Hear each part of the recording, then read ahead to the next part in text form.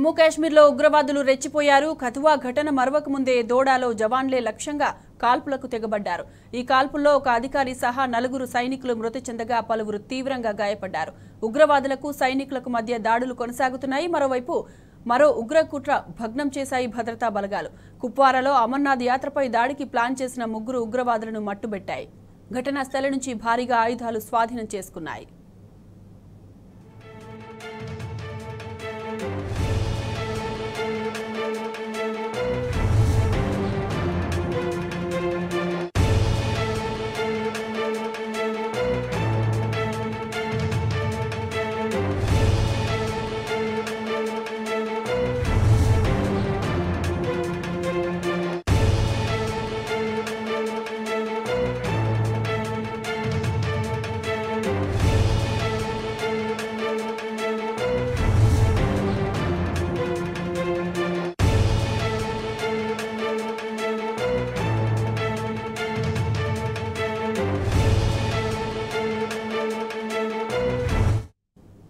జమ్మూ కాశ్మీర్లో ఉగ్రవాదులు రెచ్చిపోయారు. కథువా ఘటన మరవక ముందే దోడాలో జవాన్లే లక్ష్యంగా కాల్పులకు తెగబడ్డారు. ఇక ఇదే అంశానికి సంబంధించి పూర్తి డీటెయిల్స్ మా ప్రతినిధి లివిల్ అందిస్తారు. లివిల్ చెప్పండి.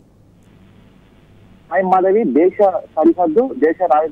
సరిహద్దు జమ్మూ కాశ్మీర్ లో విషాదకర ఘటన చోటు చేసుకుంది. ఉగ్రవాదులతో జరిగిన ఎన్కౌంటర్ లో 4 సైనికులతో పాటు మరో ఆర్మీ అధికారి మృతి చెందినట్లు సమాచారం ఉంది. మృతుల్లో ఈ ఆర్మీ అధికారి కమాండర్ స్థాయి అధికారిగా ఉన్నట్లు కూడా ఇప్పటికే స్థానిక జమ్మూ అండ్ కాశ్మీర్ పోలీసులు వెల్లడించారు. జమ్మూ అండ్ కాశ్మీర్ ఉగ్రవాద కార్యకలాపాలు అధికంగా ఉండే దోడా జిల్లాలో నిన్న రాత్రి ఏదైతే ఈ ఘటన సంభవించినట్టు కూడా తెలుస్తుంది. జిల్లాలోని అధికంగా దేశ ఏరియాలో ఉగ్రవాదులు మకాం వేసినట్టు కూడా ఇంటెలిజెన్స్ సమాచారంతో 9 గంటల సమయంలో రాత్రి 9 గంటల సమయంలో ఈ ఆపరేషన్ జమ్మూ కాశ్మీర్ పోలీసులు ఇటు ఆర్మీ అధికారుల జాయింట్ ఆపరేషన్ మొదలైంది. ఉగ్రవాదులు ఉన్న ప్రాంతాన్ని చేరుకుని వెంటనే కాల్పులు మొదలు పెట్టారు ఆర్మీ జవాన్లు. ఈ సంఘటనలో 10 వరకు ఉగ్రవాదులు అక్కడే ఉన్నట్టు కూడా గుర్తించారు. దోడా జిల్లా పోలీస్ ఎన్కౌంటర్ లో ఈ జమ్మూ కాశ్మీర్ పోలీసులు కూడా భాగస్వామ్య జాయింట్ ఆపరేషన్ చేసిన ఈ సంఘటనలో 4 ఆర్మీ జవాన్లతో పాటు ఒక కమాండెంట్ స్థాయి అధికారి కూడా మరణించారు. ఈ ఎన్కౌంటర్ జరిగిన విషయాన్ని ఇప్పటికీ ఆర్మీ అధికారులు కూడా నిర్ధారించారు. తమ వైపు నుంచి ప్రాణనష్టం ఉన్నట్టు కూడా చెప్పారు. ఒక కమాండర్ స్థాయి అధికారి సహా 4 వీరమరణం పొందినట్టు కూడా చెప్పారు. కానీ వివరాలు ఇంకా ఎవరెవరు ఏ రాష్ట్రానికి చెందిన వారు ఎవరనేది ఇంకా వివరాలు తెలియాల్సిందని చెప్పారు. అయితే గత 2 వారాల్లో జమ్మూ కాశ్మీర్ లో సంభవించిన 2 అతిపెద్ద దాడిగా ఇది చెప్తున్నారు.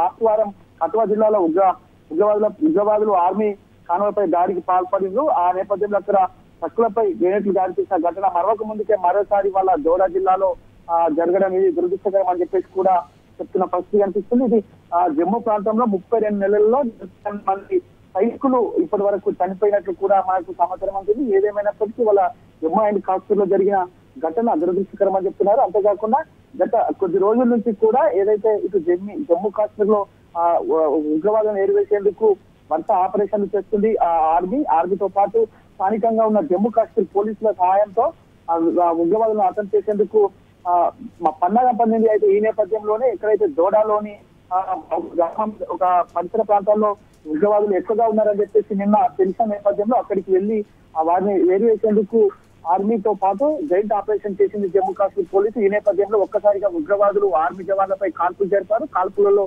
4 ఆర్మీ జవాన్లతో పాటు కమాండర్ స్థాయి అధికారులు కూడా పొందారు. వీరికి ఇప్పటికే దీనికి సంబంధించిన వివరాలు సేకరిస్తున్నారు. ఇంకా ఉగ్రవాదులు ఎంతమంది ఉన్నారు, ఉగ్రవాదులు ఎవరైనా చనిపోయారా అనేది తెలియాల్సి ఉంది. ఉగ్రవాదులు ఏదైతేందుకు ఎట్టి పరిస్థితుల్లో వెనుకాడబోమని చెప్పేసి కూడా ఇప్పటికే ఇండియన్ ఆర్మీ ప్రకటించింది. ఎట్టి పరిస్థితుల్లో ఉగ్రవాదులను అర్థం చేసేందుకే మేము ఖచ్చితంగా ఉగ్రవాదులను అర్థం చేస్తాం.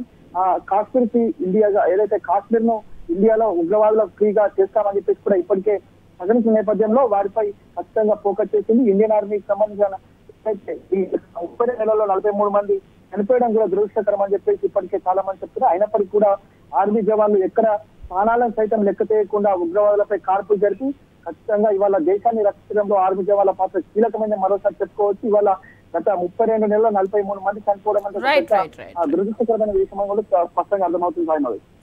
రైట్ లివిల్, థ్యాంక్ యూ.